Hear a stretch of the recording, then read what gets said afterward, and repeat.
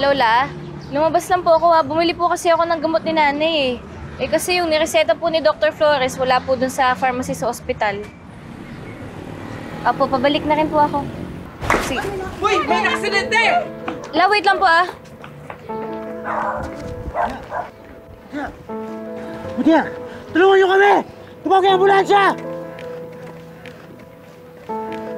Mutiya! Mutiya! Gumising ka, Mutiya! Teka, sino ka? Doktor po ako. Assess ko lang po yung kapatid niyo. Miss? Mutiya? Miss? Mutiya! Mutya?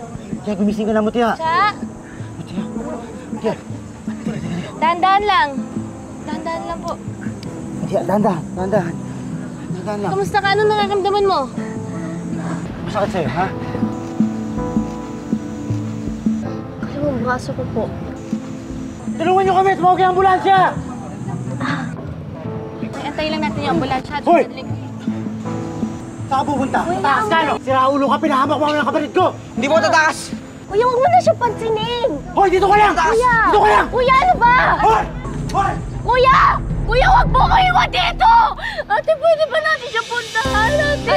Wait lang, wait. Huwag ka tatayo. Huwag ka muna tatayo. Baka mamaya may fracture ka eh. Ate, okay lang ako. Punta natin, kuya ko. Hindi pwede. Kailangan antayin natin yung ambulansya para madala ka sa ospital. Hindi pwede. Wait lang.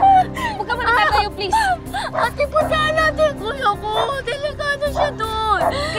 Teka lang, andyan na yung ambulansya. Ate, sorry. Delikado yung kuya ko doon eh. Ayun na, ayun na. Ate, puntahan na. Puntahan na yung kuya ko. Ate, please. Ano yung kuya ko, please, ate? Kuya, dalhin niyo po muna siya sa ambulansya, tapos dadalhin po natin siya sa Apex. Pero may pupuntahan lang po ko. Atayin niyo ako, ah. Sige po, Dok. Kuya, puntahan. Pupuntahan ko yung kuya mo. Kayo na po bahala sa kanya. Okay lang ako, kuya. Bumalik ka dito! Matakas ka pa! Lingtik ka, ha? Hindi ka mapapatawad sa ginawa mo! Ha? Sige! Umakbo ka pa! Boss, huwag mong tutuloy yan. Sira ulo ka, ha? Lalaban ka pa talaga? Kuya, wag mo po gagawin yan! Miss, pwede huwag kang mangialam dito. Umalis ka na! Boss, pasensya ka na. Hindi ko naman sinasadyang masagi kayo eh. Pasensya na? Paano ko napuruan yung kapatid ko? Ay, babalik mo ba yung buhay niya? Kuya! Kuya, di ba may malay na rin naman po yung kapatid mo? At yung ambulansya dumating na din, dadalhin na siya sa ospital. Alam mo ba, sabi niya puntahan kita kasi nag-aalala siya sa'yo eh. Umiiyak nga yung kapatid mo eh. Eh, sira ulo to eh. Gusto mo ba sabungin ko yung mukha mo, ha? Kuya, paano pag nakulong ka? Ano gagawin ng kapatid mo?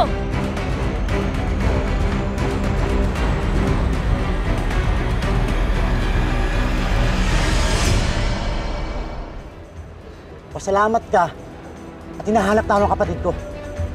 Pasalamat ka kay ate. Umalis ka na bago pa magbago yung isip ko. Sige na!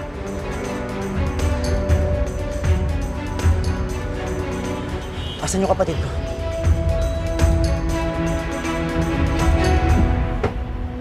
Nasugatan lang po yung braso niya pero other than that, wala naman po siyang ibang sugat. Naka-neck brace lang din siya kasi protocol po namin yun.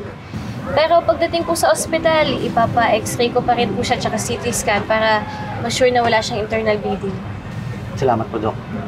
Salamat din po. Pinuntahan niyo kuya ko. Wala po yun. Kayo po ba, sir? Magpapa-x-ray po ba kayo pagdating sa ospital? Hindi, Dok. Okay lang ako. Ang importante yung kapatid ko.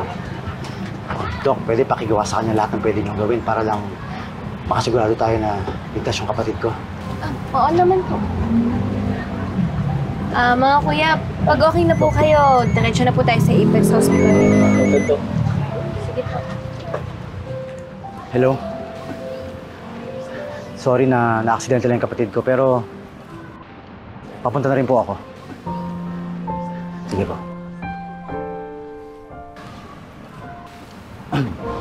Kaya, hindi mo na makakasama ako sa ospital, ha? Bakit? Meron lang akong importanteng gagawin ng trabaho. Pero huwag kang mag-alala. Alagaan ka naman dito sa ospital eh. Di ba, Doc? Oo naman po.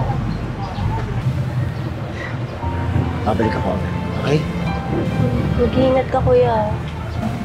Basta magpagaling ka, ha? Dok,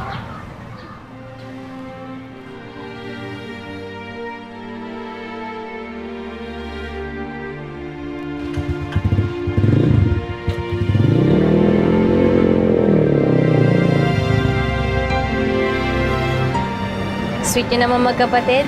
Nakakaingit kayo. Oo naman po. Mahal na mahal ka si Kuya.